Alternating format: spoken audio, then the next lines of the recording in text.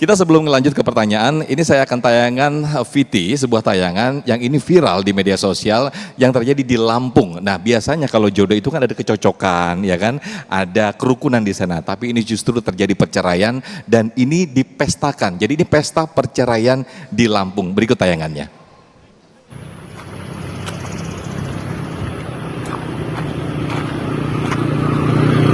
Beginilah pesta yang digelar Rian Maulana, seorang pria di Kabupaten Pringsewu, Lampung, untuk merayakan perceraian dirinya dengan sang istri. Acara pesta perceraian itu viral di media sosial. Pesta perceraian ini digelar secara mewah seperti layaknya sebuah pesta pernikahan. Rian memasang tenda seperti panggung hiburan dan juga sajian musiknya, serta meja dan juga kursi yang sudah dilapisi kain untuk para tamu yang hadir. Bahkan sejumlah karangan bunga dari kerabat dan juga temannya juga tampak menghiasi dan juga berjejer di sepanjang jalan sekitar panggung acara perceraian. Rian Maulana mengaku merayakan pesta perceraian itu sebagai bentuk permintaan maaf kepada keluarganya karena ia kurang mendengarkan saran dan juga masukan saat menggelar pesta pernikahan sebelumnya. Rian pun tidak menyangka bahwa acara pesta perceraian ini akan viral di media sosial dan banyaknya karangan bunga saat acara berlangsung. Rian mengaku pesta perceraian ini menghabiskan dana sekitar 50 juta rupiah. Secara agama, Rian sudah mentalak istrinya, namun secara hukum ia masih terkendala peraturan yang mengharuskan perceraian setelah menjalani pernikahan selama 6 bulan. Baik, ya Allah, ini tanda-tanda akhir zaman kali Ustadz ya. Ada pesta pernikahan tapi ini pesta perceraian. Nah, mungkin tanggapannya Ustadz Arifin Nugroho terlebih dahulu, silakan Ustadz. Saya bingung mau ngelus dada apa mau ngelus jidat. Tapi kalau bicara akhir zaman ya memang nggak ada spesifik juga orang yang begitu itu tanda akhir zaman. Jadi begini, kalau kita lihat kenapa Nabi SAW menyampaikan aulim walau bisyah. Ketika orang menikah walimah, walau mungkin hanya dengan seekor kambing.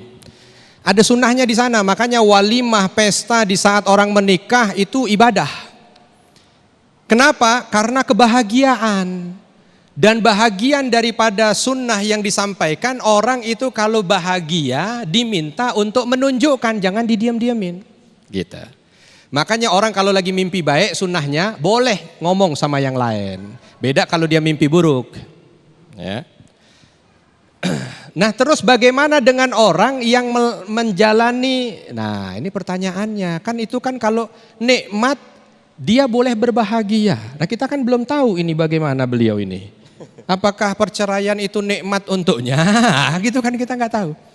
Ataukah mungkin, nah itu tadi, ya mudah-mudahan bukan hanya sekedar viral lah.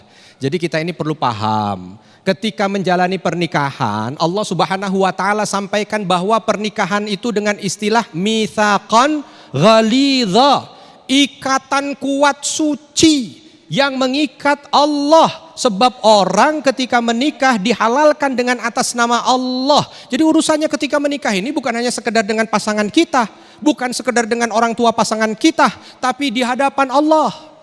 Maka kenapa tolak memang menjadi bahagian pintu di saat orang itu tidak menemui kecocokan. Karena memang itu fitrah. Mungkin ada satu dari sekian yang tidak cocok. Pintu daruratnya ada. Tapi jangan orang nggak ngapa-ngapain lewat pintu darurat. Ditambah lagi karena ini kita menghalalkan atas nama Allah, maka sebelum melakukan apapun juga ingat ini urusannya dengan Allah. Baik. Termasuk ketika bercerai, lalu seolah itu dibikin sebagai perayaan, berarti nanti takutnya merayakan sesuatu yang tidak disukai Allah. Sebab bercerai itu walaupun halal, abghadul halal. Baik. Walaupun halal tapi yang tidak disukai Allah, kalimatnya abghad lagi, yang dimurkai. Baik. Artinya bagaimana pesta dengan sesuatu yang dimurkai? Kurang lebih. Baik, terima kasih Ustaz Arifin. Mungkin Ustaz Fatih Rishad bisa menanggapi singkat saja Ustaz Fatih Rishad, silakan.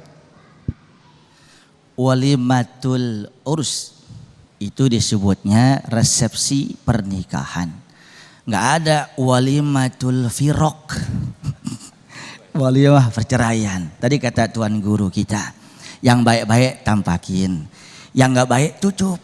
Ini bagian daripada yang Allah nggak suka. Kullu ummati yu'fa. Setiap umatku pasti dimaafkan dosanya illal mujahir, kecuali orang yang bangga terhadap dosanya. Loh kok cerai bangga? Mungkin ada dendam terselimut Ustadz Sofyan kepada suaminya yang nggak pernah sholat, nggak tanggung jawab, sayang kalau lagi ada maunya, mancing dokoh banget. Mungkin itu Ustadz. Baik, terima kasih Ustadz Fadil Rizad. Nah,